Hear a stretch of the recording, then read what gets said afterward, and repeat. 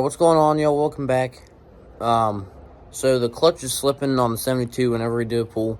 So today I'm going to be pulling the engine, because you have to pull the engine to take your clutch assembly completely out. And we're going to order like some, probably a clutch disc and the heavy-duty clutch spring from Midwest Super Cub. That'll be cool to have a clutch that doesn't slip because we need that pretty bad.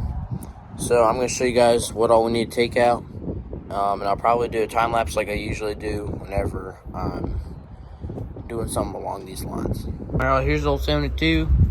So we got the battery out just to give us a little bit more room to move around. We also have clutch cover off. So first thing that we're gonna take off is probably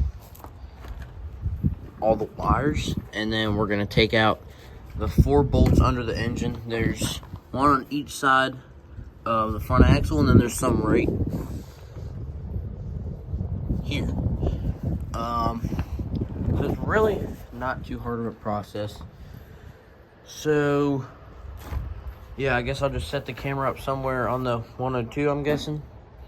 We're also gonna have to pull the engine on this one. Probably do that tomorrow because we're getting the clutch spring and disc for that. So let's get to it.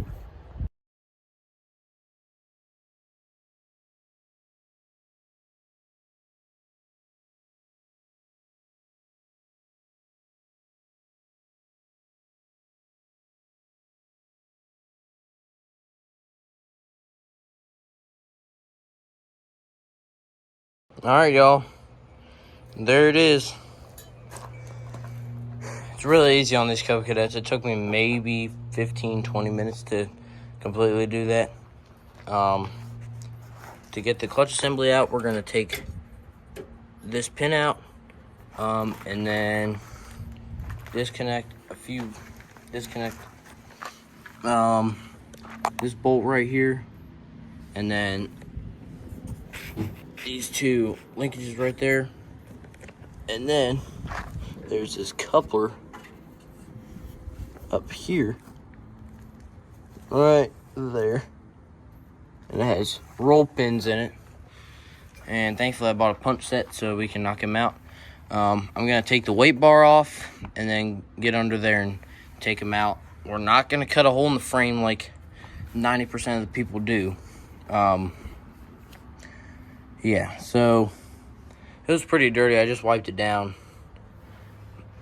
But yep, there's that 12 horsepower. Thank